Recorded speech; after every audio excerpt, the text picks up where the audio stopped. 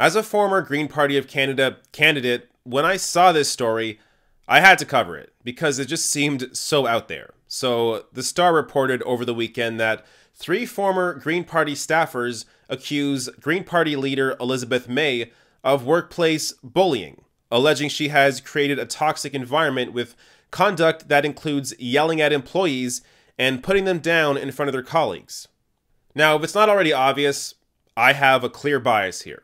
So I ran in the Green Party, or I ran as a Green Party candidate in 2015. But with that said, I never met Elizabeth May, so I have no direct connection to her. So sure, I guess I have a bias because we're in the same party, or we're in the same party. But I'm going to try to be as objective as possible here in discussing what the Star reports and also what I feel about it. So let's just get into it. So the first allegation here is from Rob Rayner, a manager of 6 nonprofit organizations before he served as the party's interim executive director in 2014. And he said the Green Party has failed to address and prevent a pattern of, quote, verbal and emotional abuse by the 63-year-old leader. What I witnessed was her proclivity to be negative, and most seriously to berate, belittle, and bully individuals, Rayner said. How we speak to other people can really hurt. She should be forced to step down as leader of the party and sit as an independent MP, Rayner said.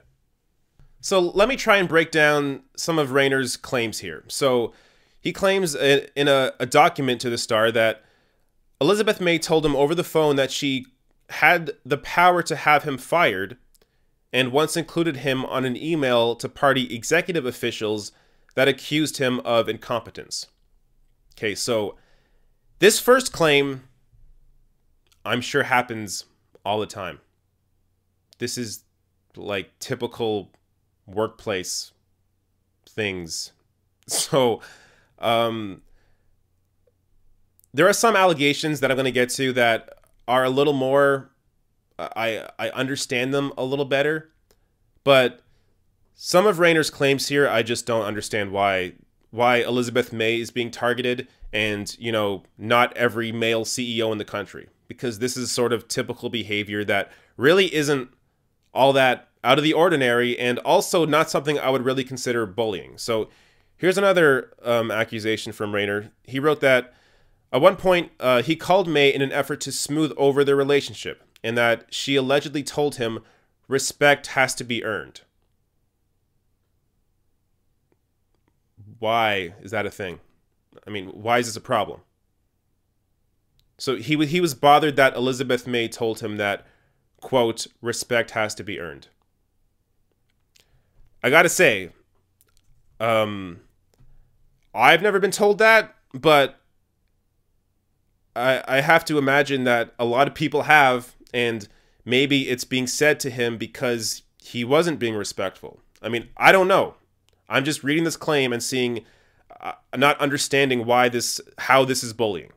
So here's the last claim from Rayner here. Quote, she has a way of speaking that is very hostile, very cutting, degrading kind of comments. Quote, once you get in her bad books, life is going to be tough.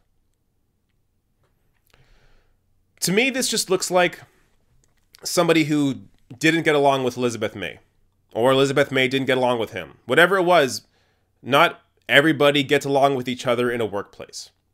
So that's how this comes off to me.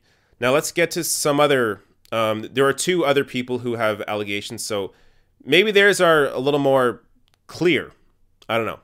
So this is Diana Nunez said she worked as the party's director of finance for more than 10 years until she was abruptly terminated in April 2015.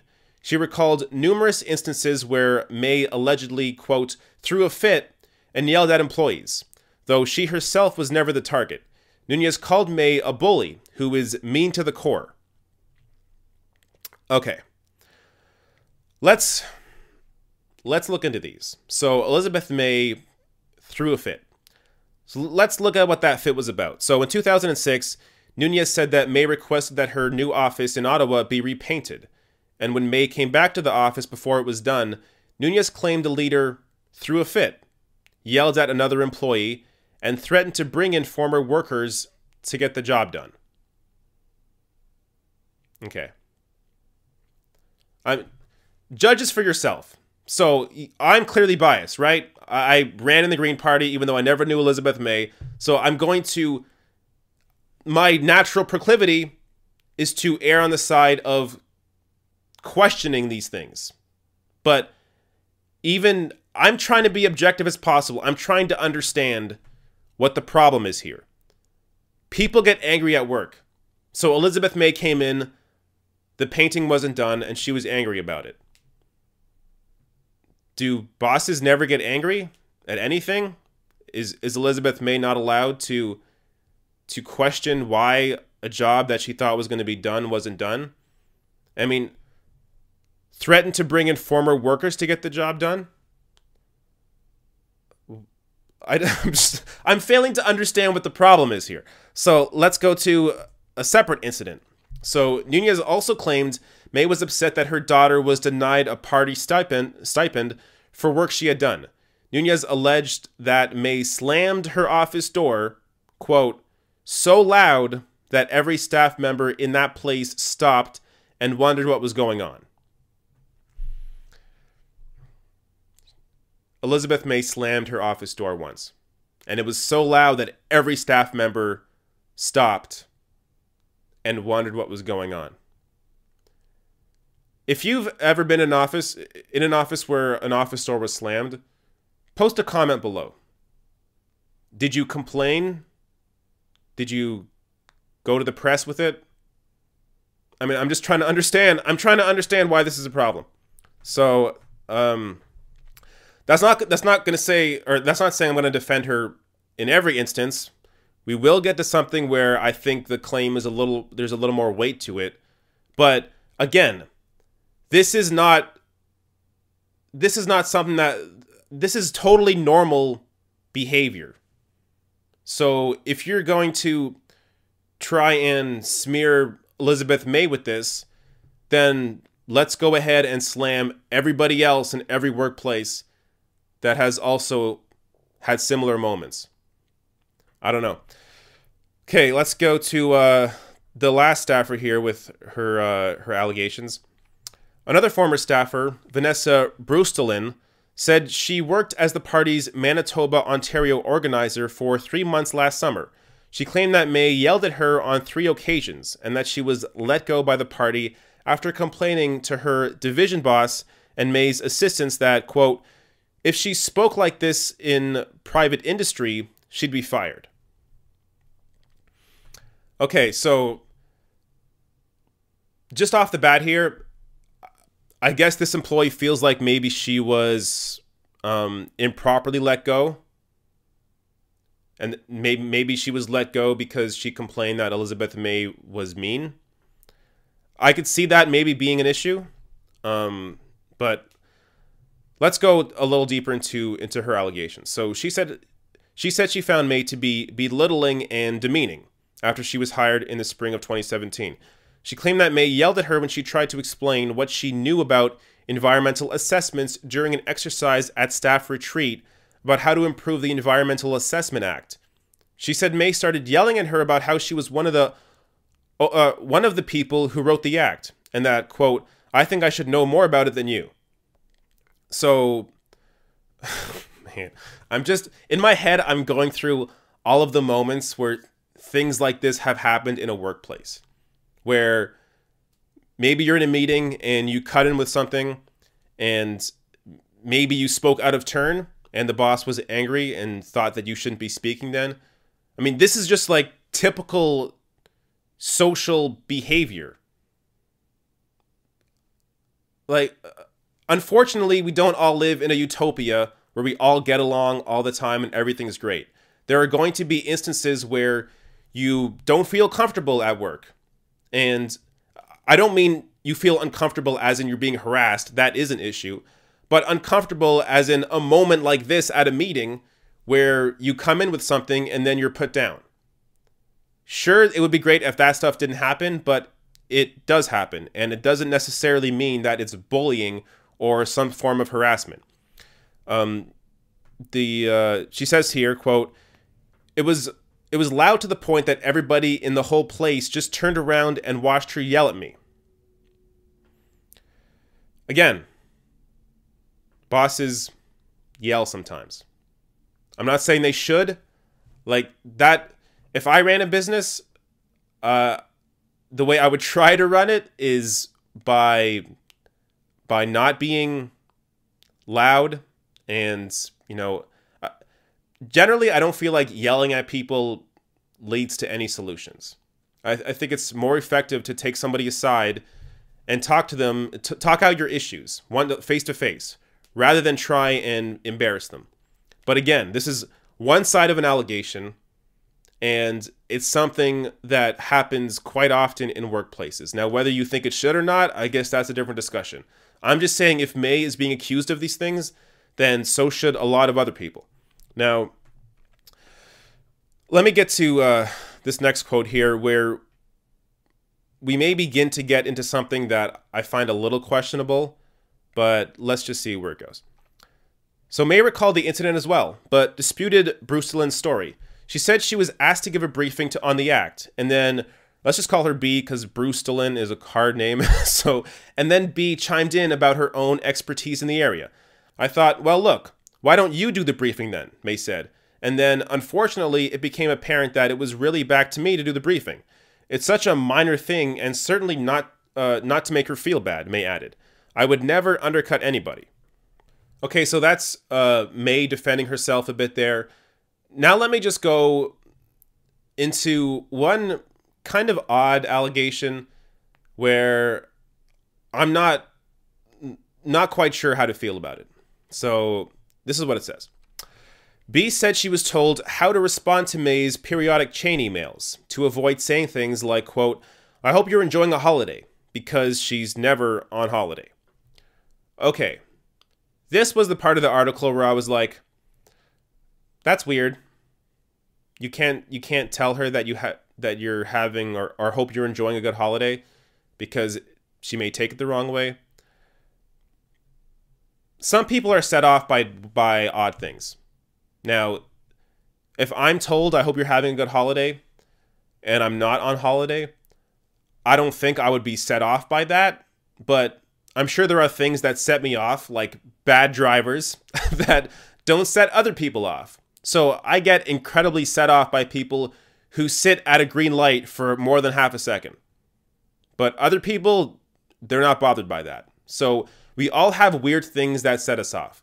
This one to me was kind of a weird thing that sets her off. So let me go a little bit deeper into that. Saying, have a good holiday is great if I'm actually going on holiday. That's not a rule, she explained. Say I walk through the Pride Parade. The physical effort of it is exhausting. So if the next day someone says, I hope you had fun at the Pride Parade, you say, no, really, that was kind of work. It's not like don't say that. It's a question of empathy. Okay, so this is where I just don't agree. I think intention behind your words is more important than really anything else. So if somebody's saying to you, did you have a great Pride Parade? Or I hope you enjoyed the Pride Parade. The intention there is, look, I'm starting a conversation with you. Or I just want to, I want to recognize that you went to the Pride Parade and I'm just wondering if you have something to say about it. That's how I view that line. But apparently Elizabeth May takes that sort of thing as offensive. So being told, did you enjoy the Pride Parade? Or hope you had a fun day at the hope you had a fun Pride Parade. To her, that's offensive because it's not fun. It's work. I understand that view, but I don't agree with how she takes it. So this is the point of the article where I'm like, oh, I get it. Elizabeth May, like most people, their personality doesn't mesh with everybody. So certain things set her off that don't set other people off. And through that interaction, you may see that as, why is she being so mean? Why is she bullying? Or why is she, I don't know. I mean, I don't know how this is bullying. I think that's what ultimately we have to get down to here, because that's the allegation. The allegation is that Elizabeth May is bullying. The Green Party leader is a bully. That's what the allegations are here. I'm not seeing that. I'm not seeing a bully. I'm seeing somebody who doesn't get along with everybody, like most of us don't. So I don't understand why. There's so many things I don't understand about the story. I don't understand why this came out now. So Elizabeth May has been the Green Party leader since, I don't know, forever. So she is the only Green Party MP in Canada. So naturally, she is the Green Party leader. But there are some people within the Green Party, or within the movement, I guess, that want to see a new face for the party. Now, personally, to just re-inject my bias here, one of the main reasons I joined the Green Party in 2015 is because I saw Elizabeth May in a federal debate with the other leaders. And in my opinion, she absolutely destroyed them. She came with facts. She came with compassion. She came with understanding. She was the lone clear voice in the debate that she was in. But because the party doesn't have power, or doesn't have anywhere near the kind of power that the Conservative Party, the NDP, and the Liberals do, the Green Party naturally is overlooked. Because, especially in the 2015 election, because a lot of people did not want Conservative leader Stephen Harper to be Prime Minister again. So 2015, that election was really about getting Stephen Harper out. So most people voted Liberal because they saw the Liberal Party and Justin Trudeau as the way to get out Stephen Harper. And that led Justin Trudeau to a majority government where the Greens lost a bit of support to the Liberal Party and the NDP party because of that very reason.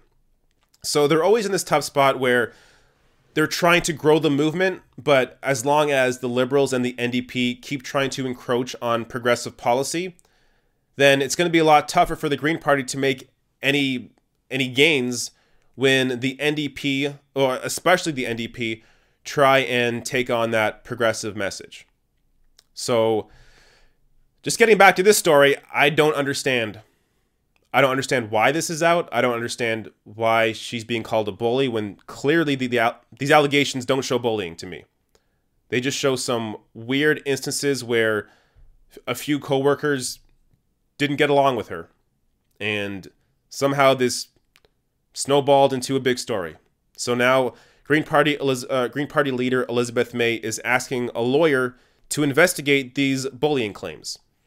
So I'm guessing that at some point we're going to figure out if there's anything behind this. And ultimately, to me, what this sort of comes down to is these extra expectations that are put on a woman in the workplace compared to a man. So, I mean, just imagine. Imagine you have a male boss and he slams the door one day. Or he undercuts somebody in a meeting. Or he says, what was that one quote? He says, quote, he tells you respect has to be earned. Would these stand out to you as like, wow, this boss is crazy. He slammed the door one day. He told me respect has to be earned. He cut me down in a meeting because I talked when I guess they thought I shouldn't talk. So these are the things where I'm like, would this be an issue for anybody else if it wasn't the leader, if it wasn't a female leader of a political party? I don't know. I don't think it would. I think a lot of this, unfortunately, appears to be sexism, because I don't understand why this is an issue. But I don't know. Like I said, I'm sort of biased here, so let me know in the comments.